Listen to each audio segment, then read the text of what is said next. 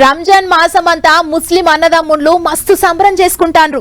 ఇఫ్తార్ విందులు పెట్టుకుంటా తీరొక్క తీర్ల ప్రార్థనలు చేసుకుంటా దేవుణ్ణి గొల్చిండ్రు.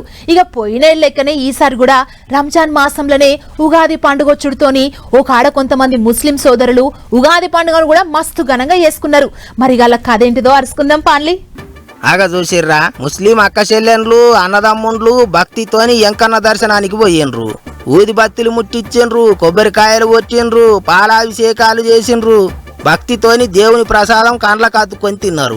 ఆలస్యమైన సుత నారాజు కాకుండా లైన్లలో నిలబడి ఆ ఎంకన్నను కండ్లార చూసి మొక్కులు మొక్కిండ్రు. చిత్రంగా ఉన్నది కదా. ముస్లింలు ఎంకన్న దర్శనం చేసుకున్నాడేంది, గుళ్ళెకు పోవుడేంది అనుకుంటారా? ఈ ఆచారం వెనకటి జమానా సందొస్తున్నదట. ఇక చూడరి అయ్యగారే చెప్తున్నారు. పూర్వం నుండి కూడా ఒక ఆనవాయితీ ఉండేది ఇక్కడ. అది వెంకటేశ్వర స్వామివారు మా ఇంటి అల్లుడు, బీబీ నాంచారు మా ఇంటి ఆడబిడ్డ అన్న భావనతో స్వామివారికి కొన్ని తరాలుగా ఇక్కడి నుంచే వచ్చి ఫస్ట్ ఇక్కడ స్వామివారిని దర్శనం చేసుకుని తర్వాత ఇక్కడ స్వామివారికి భత్యం సమర్పించి ప్రసాదం తీసుకుని వెళ్ళిన వెంటనే వాళ్ళ ఇంట్లో నిత్య కార్యక్రమాలు తీర్చుకునే వాళ్ళు. అలానే కొన్ని తరాల నుంచి జరుగుతుంది, ఇప్పటికీ జరుగుతుంది కూడా. గదా అన్నట్టు కడప జిల్లాలో ఉన్న ఈ దేవుని కడప వెంకటేశ్వర స్వామిని ఇక్కడి ముస్లింలు ఇంటి అల్లుని తీరుగా కొలుస్తారట. బీబీ నాంచారమ్మను ఇంటి ఆడపిల్ల లెక్క చూస్తారట. అందుకే ఉగాది పండుగ నాడు గిట్ల స్వామికి భత్యం సమర్పించి భక్తితోని మొక్కులు మొక్కుకుంటారట. ఏముండదు, అది దేవుడు మాది అంత మనకు దేవుడి మీద నమ్మకం పెట్టుకొని మేము ఇక్కడ వస్తూ ఉన్నాము. మాకు పెద్దోళ్ళ నుంచి ఇది కార్యక్రమం జరుగుతూ ఉండదు.